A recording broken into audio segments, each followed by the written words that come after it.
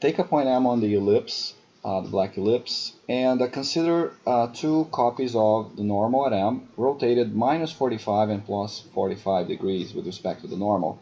So I get this pair, which is apart from each other at 90 degrees. Okay. Now, a French mathematician by the name of M. Frégier in the early 1800s discovered that I can define a chord, okay, if I shoot rays from M along each one of these blue arrows and intersect them with the ellipse. Okay, so I can define this pink chord by these two intersections. As I rotate this blue pair rigidly, okay, Frégier discovered that the envelope of these chords is a point. Okay, and we have another video that is gonna come up in the description where we explore that. So here we want to talk about a related phenomenon. If I now vary M across the ellipse, okay, I vary M across the ellipse while keeping, let's say, this 90-degree apart pair of blue arrows and the rays at a constant angle of 90 degrees, okay, and I'm going to keep them well centered with respect to the normal. I'm interested in studying the envelope of this pink chord as I vary M. What is that envelope? So that envelope is this curve over here. Let's animate M slowly. So I get this kind of a phenomenon. I can, of course, watch the Frégier point F simultaneously, but I can also watch what that envelope is. If I change that angle from 90 degrees to some other angle, so now it's at 90, let's change it to 80 degrees. As we saw in the previous video, we no longer have a Frégier point. We're going to get an ellipse for the envelope over rotations of the blue pair, rigid rotations, but here we're looking at the envelope of this chord as we move M on the ellipse, and this angle, which is now at 80 degrees, is kept constant, as is the relative rotation of the pair with respect to the normal. So now you get that. Let's go to 70 degrees between the blue arrows. You get something that is spikier.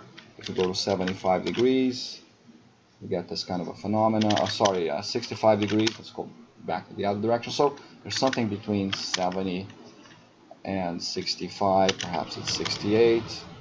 67.5, where the envelope is tangent, and I'm sure that this particular alpha, the angle between the blue arrows, is going to be different for every aspect ratio of the outer ellipse. Okay, now what if we go in the other direction? Let's go back to the 90-degree situation.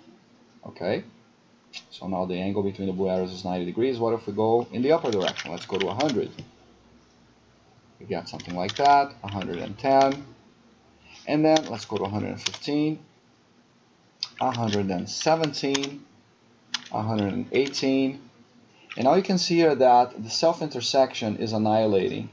And those four cusps that exist at these four tips are also going to annihilate. Here's 119, here's 119, and here's 120.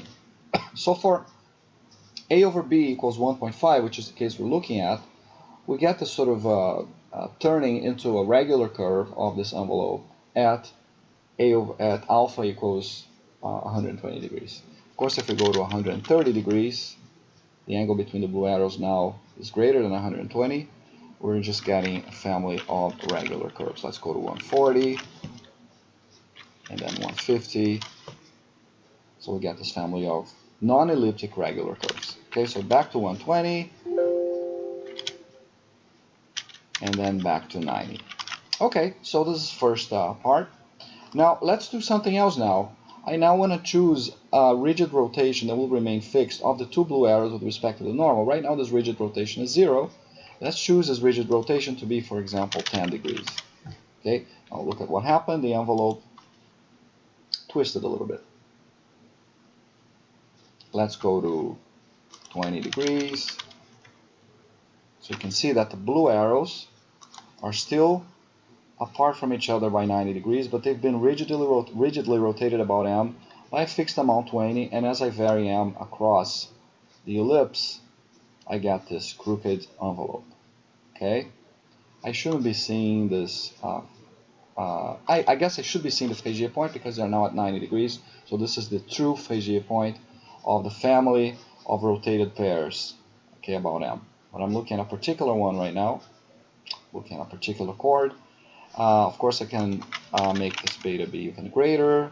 And at some point, I'm going to hit, say, 35, 40, and then 41, 42. So when I get really close to 45 degrees, 44.9, okay, one of the rotated normals is about to be tangent to the ellipse. I'm not going to go to the tangent scenario, but what we're getting here in the limit is an envelope that looks like the ellipse evolute. Okay, so as I vary M, one of my arrows is almost perfectly aligned with the normal to the ellipse. The other arrow is perpendicular. So the intersections of these two arrows are one of them with the ellipse, one of them is M itself, and the other one is the opposite to M as you shoot a ray along the normal. So you get this chord over here, and of course the envelope of this chord is equal to the envelope of the normals, and that's precisely the ellipse evolute. Okay, so if we go back to something that is closer to 0, we get our twisted envelope.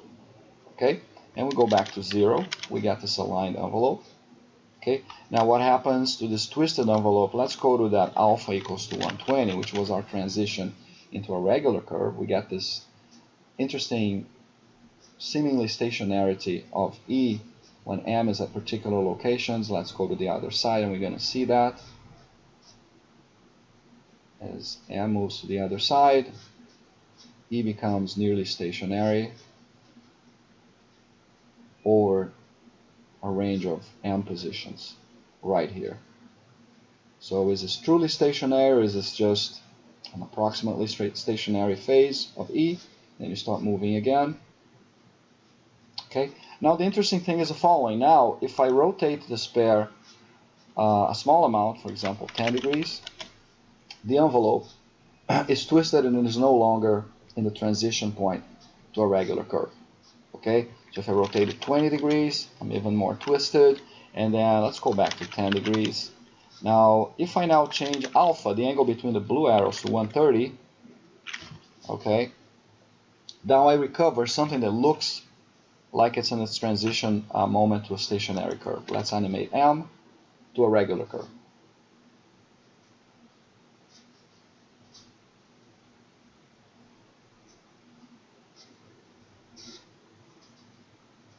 So you got that stationary kink, seemingly stationary, maybe it's not stationary, and then you keep going. Now, what happens, of course, if I go to 135, okay, I'm still stationary, I'm still regular, 140, I'm still regular. If I am at 120, I'm not regular. If I'm at 130, 125, I still have the cusps. You can see here that at 125 I have cusps. So let's go to the default situation when I have, as we said before, the transition at 120, and default in the sense that now I have 120 degrees between the blue arrows, but they're now centered with respect to, so they're symmetrical with respect to the normal.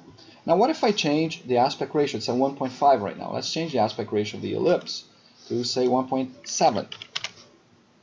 You can see now that that 120 degree limit for this envelope to switch into a regular curve is no longer 120. Let's see where it is. Let's go to 125. Okay, it is already regular here, so it's going to be in a transition between 120 and 125. And 125, it looks like it's something close to 124. So what we mean to say here is that the transition point between the four cusp shape of the envelope to a regular shape here at 124 between the blue arrows depends on the A over B. Okay, let's try an A over B, say equal to 2. Let's see what that angle should be. It's bigger than 120. It's bigger than 130. And maybe it's something like, yeah, 132 or 133. Okay, so let's watch that as we vary M. So you got these four kinks. They are sort of the annihilated cusps that exist when alpha is less than, in this case, 133 degrees. But now we're getting 4 pseudo-stationary points to the envelope.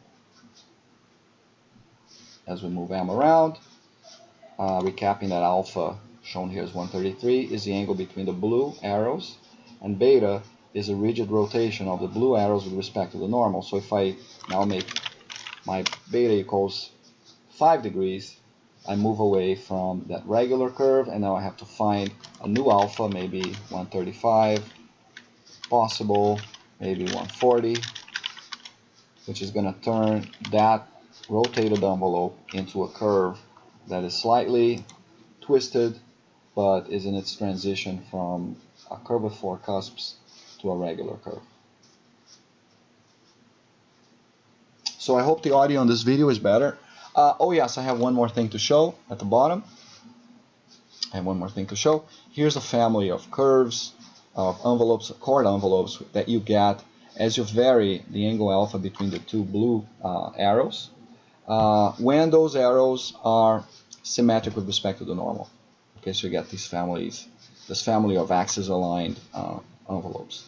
Of course, if you rotate, so your beta is non-zero, now beta equals 15 degrees, so I'm rotating the pair 15 degrees with respect to the normal, you're going to get that previous family of curves, and you're going to have rotated it. Look at this aquamarine curve here. It used to be that curve that is in a transition, right? When alpha is 120 degrees, you get this aquamarine, but if you rotate the pair of blue arrows 15 degrees, that aquamarine curve corresponding to alpha equals 120 is no longer at the transition.